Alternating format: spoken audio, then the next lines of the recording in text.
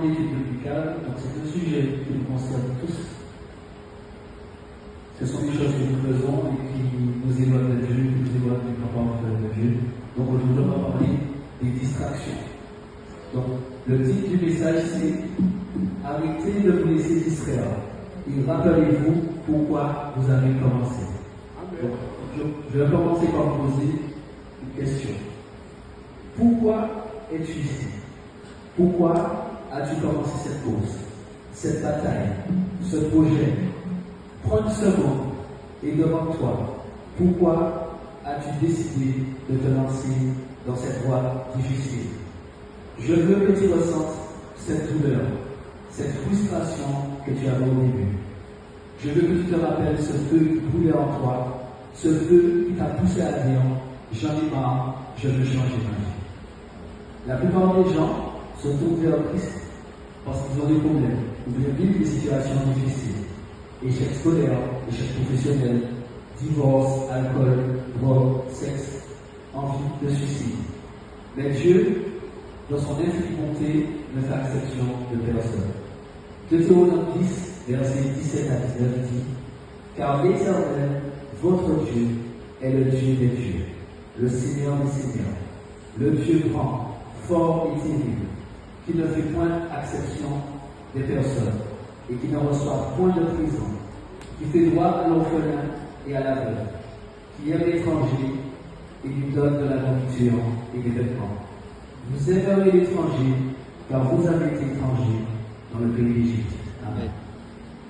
Nous pouvons venir à lui tel que nous sommes, car c'est lui qui prend soin de nous. Encore faut-il répondre à son appel.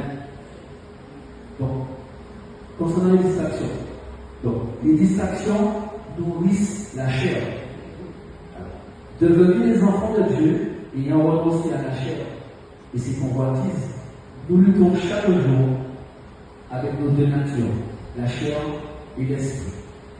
Galates 5, verset 16 à 17 nous dit, je dis donc, marchez selon l'esprit, et vous n'accomplirez pas les désirs de la chair, car la chair a des désirs contraires à ceux de l'esprit, et l'esprit en a le contraire à ceux de la chair. Ils sont opposés entre eux, afin que vous ne fassiez point ce que vous voudriez. Et notre chair bien-aimée, elle est sujette aux distractions. Les distractions sont des assassins silencieux. Elles ne te tuent pas en un coup, mais elles nous tuent lentement, insidieusement, et nous détournent petit à petit du plan de Dieu pour notre vie. Avant même que vous vous en rendiez compte, vous êtes loin de la destination, perdu au milieu de nulle part. Lorsque nous nous dépouillons entièrement du vieil homme ainsi que de ses convoitises, nous avons tendance à replonger dans le péché, comme des porcs qui retournent dans la boue après s'être lavés. Jésus nous met en garde contre ceux qui retournent dans la boue.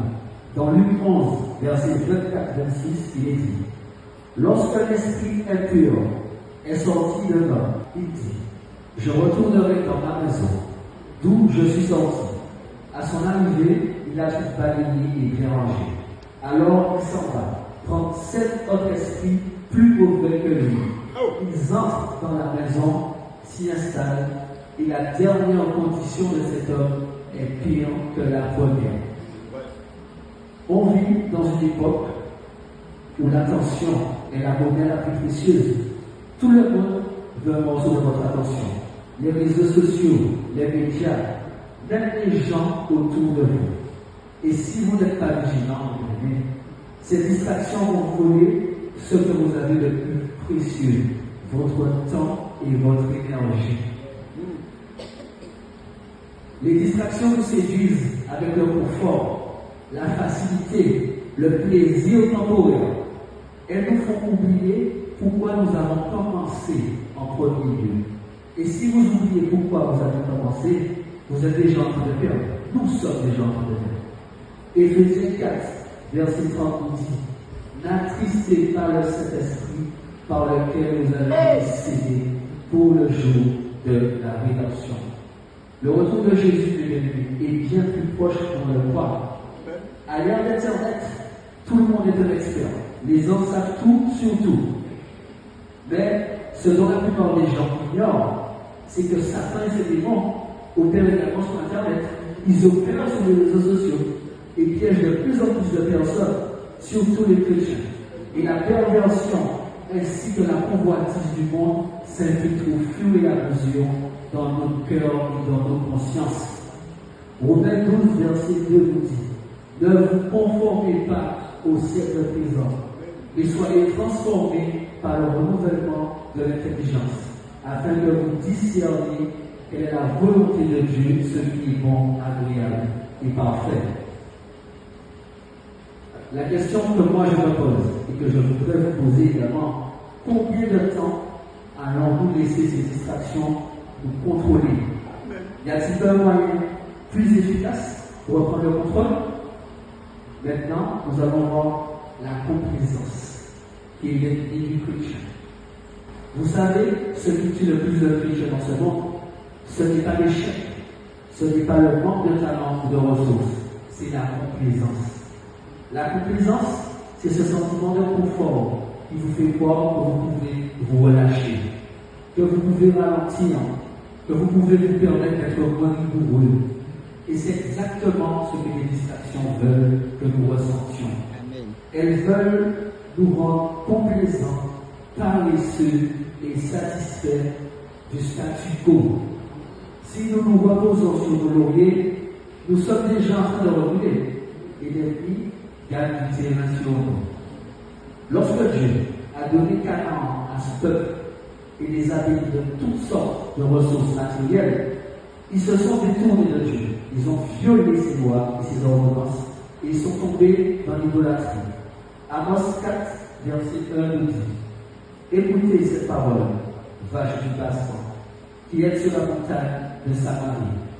Vous qui opprimez les faibles, qui écrasez les pauvres et qui dites à vos maris: apportez à boire et buvons.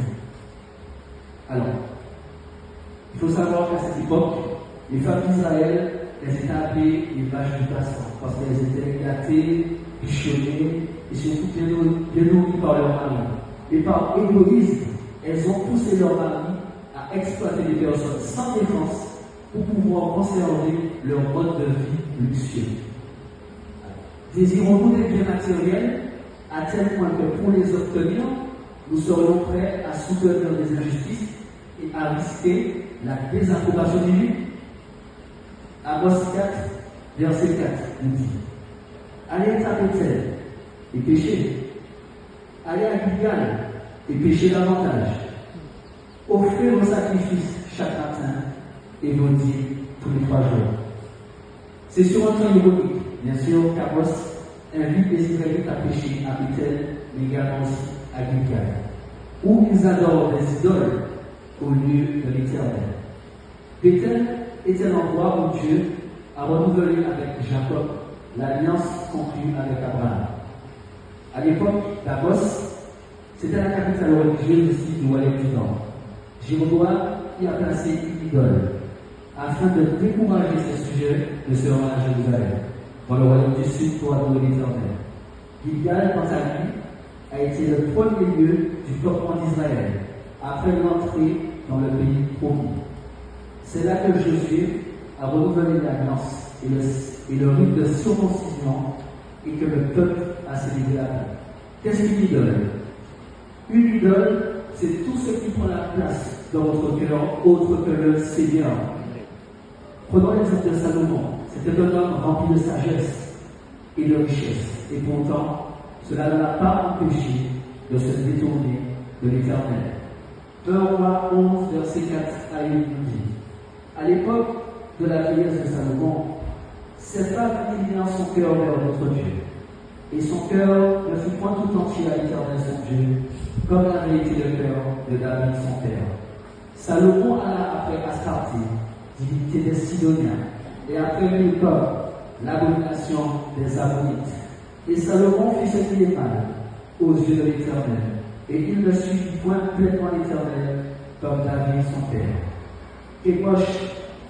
Alors Salomon bâtit sur la montagne qui est en face de Jérusalem un haut lieu pour Kémosh, l'abomination de Moab, et pour Moloch, l'abomination des fils d'Amon, Et il fit ainsi toutes ces femmes étrangères qui offraient des parfums et des sacrifices à leur Dieu. Votre voiture, votre maison, votre travail, vos enfants, vos amis, votre femme, vos études sont considérés comme des idoles si le Seigneur est relégué au second plan. La complaisance nous aveugle au point de nous détourner du plan parfait de Dieu. Lorsque Dieu permet des épreuves dans notre vie, bien-aimés, c'est pour nous rapprocher davantage de lui. Certes, la chair ne prend aucun plaisir dans l'épreuve. Nous devons comprendre, pour vaincre cette chair, nous devons mourir à nous-mêmes et laisser l'Esprit de Dieu davantage de contrôle sur notre vie. Job 2, verset 21 dit: c'est lui que je suis sorti du ventre de ma mère, et c'est lui que je repartirai. L'Éternel a donné, et l'Éternel a repris. Que celui qui aime son fils, sa fille, son père ou sa mère, plus que lui, n'est pas digne de lui. Et que celui qui ne se charge pas de sa foi n'est pas aussi digne de lui. Le Seigneur récompensera tous ceux qui seront restés fidèles jusqu'à la fin. La parole de Dieu ne revient pas à lui sans effet, sans avoir accompli toute sa volonté. Apocalypse 2, verset 7 nous dit: à celui qui vaincra, je donnerai de l'arbre de vie qui est dans le paradis de Dieu. Apocalypse 2, verset 11 nous dit: celui qui vaincra n'aura pas à souffrir la seconde mort. Apocalypse 2, verset 17: à celui qui vaincra, je donnerai de la balle cachée, et je lui donnerai un caillou blanc. Et sur ce caillou est écrit un nom nouveau que personne ne connaît, si ce n'est celui qui le reçoit. Apocalypse 2, verset 26 qui dit: à celui qui vaincra et qui gardera jusqu'à la fin des œuvres, je donnerai autorité sur les nations.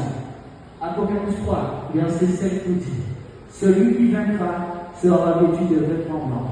Je n'effacerai point son nom du livre de vie, et je confesserai son nom devant mon Père et devant ses anges. Apocalypse 3, verset 12 nous dit: celui qui vaincra, je ferai de lui une colonne dans le temple de mon Dieu, et il n'en sortira plus. J'écrirai sur lui le nom de mon Dieu, et le nom de la ville de mon Dieu, de la nouvelle Jérusalem, qui descend d'auprès de mon Dieu, et mon nom nouveau. Apocalypse 23, verset 21 nous dit: celui qui vaincra, je le ferai asseoir avec moi sur mon trône, comme moi j'ai vaincu, et je me suis assis avec mon Père sur son trône. Apocalypse 21, verset 7 nous dit: celui qui vaincra héritera ces choses. Je serai son Dieu, et il sera mon fils. Servons le Seigneur de tout notre cœur, bien-aimé, car lui prend soin de nous. Soyez bénis. Amen.